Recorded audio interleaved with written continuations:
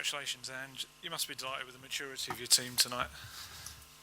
Yeah, I'm delighted with many things, and yeah, super proud of the lads. Look, yeah, you're playing away from home, quarter-final against a very good side. You know, you're going to have to work really hard and be well organised and disciplined, and also, you know, we needed to score tonight, so we needed to show the quality we have as well. And to a man, I just thought they were outstanding. Yeah, so proud of them that, you know, in such a big game, they delivered a performance that, you know, means we're through to the semi-final. And, you know, I think over the two legs, I think we deserve to go through. You know, tie could well have been over in the first leg, but again, we've earned the right to be in the semi. Gary. After a difficult season with injuries, etc., do you kind of have a sixth sense that Tottenham's name might be on this trophy? No, I don't think that way. But you know, from our perspective, look, we've had a difficult season. I think there's some reasoning behind that, you know, which was pretty evident tonight. That, you know, when we got our strongest team out there, a lot of the things that we've sort of suffered with this year, I'm sure we wouldn't have, because you know, the spine of our team, you know, at times Vicario, Romero, Van der Ven, Benton, Solanke, like these guys, we were missing all of them at different times this year. And you know, when we've got the whole group, and it's not just them, it's the whole group together, you know, we know that we can be a team that's you know, pretty compelling against anybody. And you know, we're in the final four now, so we give ourselves a chance. Jay.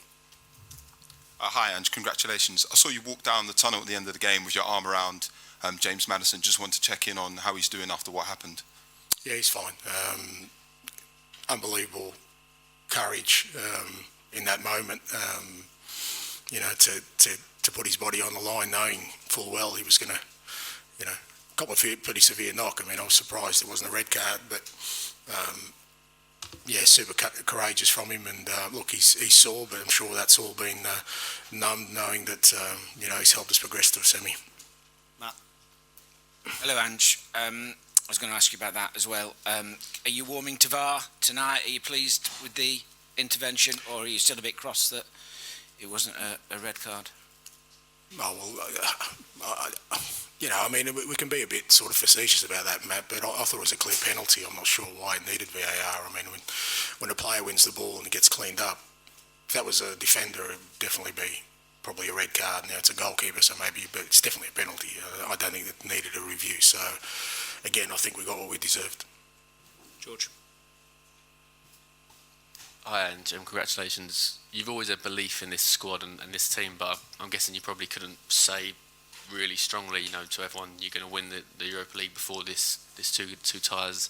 How much confidence do you have in this squad now to go all the way and deliver what the fans have wanted for so long?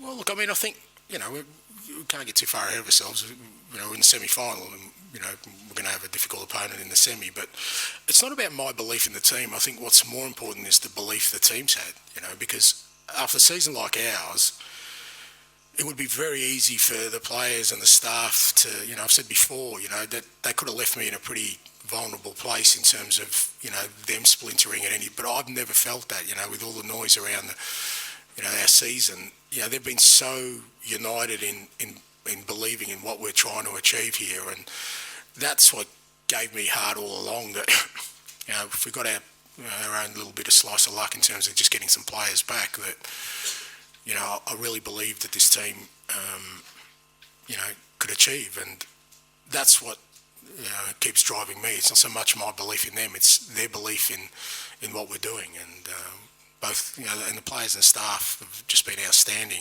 Like I said, you know, I'm the front man for it, but you know, they take responsibility for it as well, for all my decisions and everything I do. But not at any stage have I felt that they've lost any belief in me or what we're doing, and that's just crucial when you're having a difficult season. But there's also a season of opportunity there. Ryan, to finish, please. Hi, Ange. Congratulations. I just wanted to ask about your own kind of personal feelings. Obviously, it's no secret it's been a tough season, and coming into this game, it must have been quite tough having to deal with all the noise. So to win in the manner in which you did, how are you kind of feeling? Is there relief or? I think I said yesterday, I'm the same manager today that I was yesterday. So if people think that us winning tonight makes me a better manager, whoever didn't think I was doing a good job yesterday should be feeling the same way today. I don't care. It doesn't bother me. It doesn't affect what I do. For me, it's always about the dressing room, you know.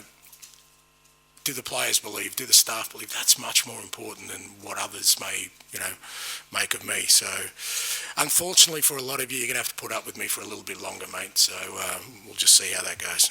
All right. Thank you Very much.